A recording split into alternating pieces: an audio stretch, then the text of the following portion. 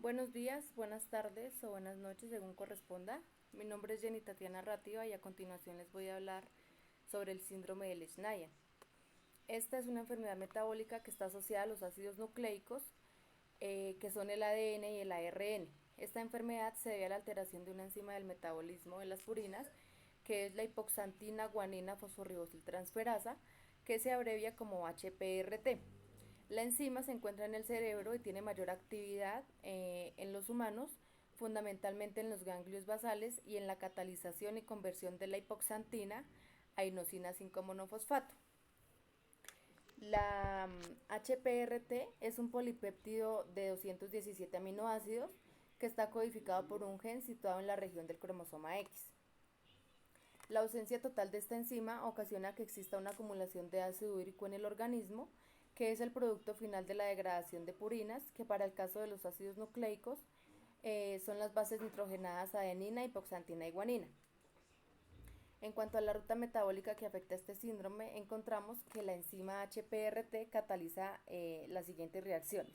Primero, la hipoxantina junto con el fosforribosilpirofosfato para producir isonina monofosfato o IMP y guanina con el fosforribosilpirofosfato para producir el guanosil monofosfato.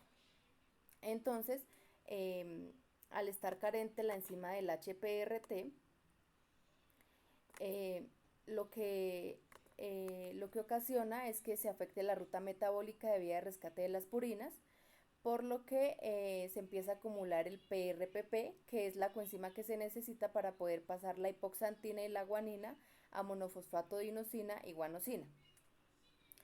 En cuanto al metabolito y la enzima que están relacionadas con este síndrome, eh, encontramos, como ya les había mencionado antes, estas dos bases nitrogenadas de la hipoxantina y la guanina.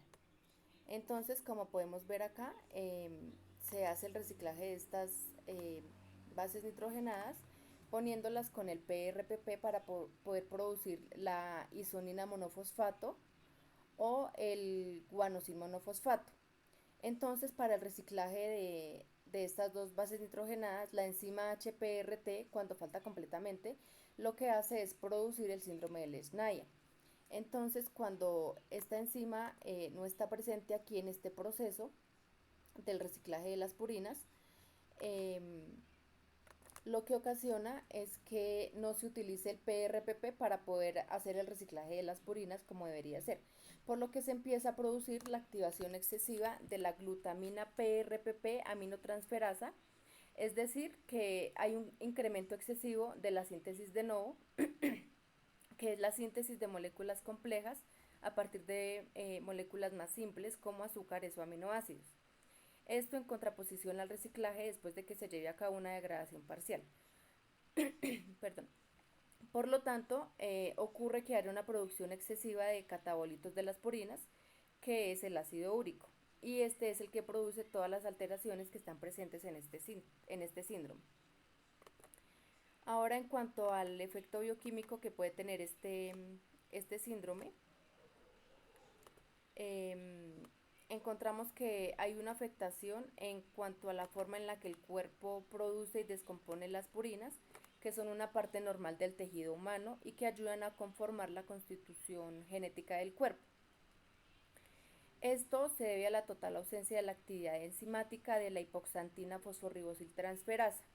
La primera consecuencia de esto, como ya lo mencioné anteriormente, es la acumulación del fosforribosilpirofosfato o PRPP, que ocasiona que haya un incremento muy notable de la biosíntesis de purinas por la vía de novo y una desmesurada producción de uratos, sobre todo el urato de sodio, que es de baja solubilidad y que termina precipitándose en articulaciones y túbulos renales.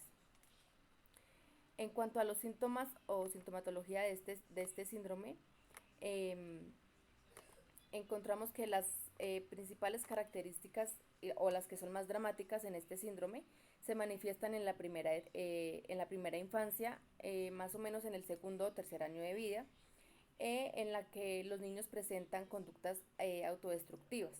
Ellos empiezan a morderse los dedos o los labios, como se puede observar en las imágenes, hasta que se causan graves lesiones o incluso se llegan a amputar partes de su cuerpo. A medida que van creciendo, Su conducta agresiva se expresa también hacia otros niños y pronto se hace evidente el retraso mental, algunos espasmos y también empieza la aparición de cálculos renales y algunos síntomas de la enfermedad de Gota. Estos síntomas y signos que son representativos de este síndrome se clasifican en tres grupos. El primero está asociado a la hiperuricemia, que es la aparición de cálculos renales, de ácido úrico, fallo renal, artritis y episodios de gota. El segundo grupo son las manifestaciones neurológicas, que abarca el retraso psicomotor, las dificultades en la articulación del habla y un comportamiento agresivo que incluye autolesiones. Y el tercer grupo son las manifestaciones heterogéneas, que están compuestos por el retraso del crecimiento, los vómitos y la anemia. Por último, en cuanto al tratamiento para este síndrome, no existe uno específico, sino uno paliativo, es decir, que solamente existen cuidados que permiten mejorar la calidad de vida de estos pacientes. Por ejemplo, cuando se hace presente la sobreproducción de ácido úrico, este se trata con allopurinol, alcalinización de la orina y con hidratación. Y además de ello, se realizan algunos tratamientos con benzodiazepinas e inhibidores del ácido gamma aminobutírico y rehabilitaciones físicas con dispositivos que le permitan al paciente tener control de sus manos, ayudas para caminar y tratamientos de la postura para poder evitar las malformaciones que se puedan presentar. Muchas gracias.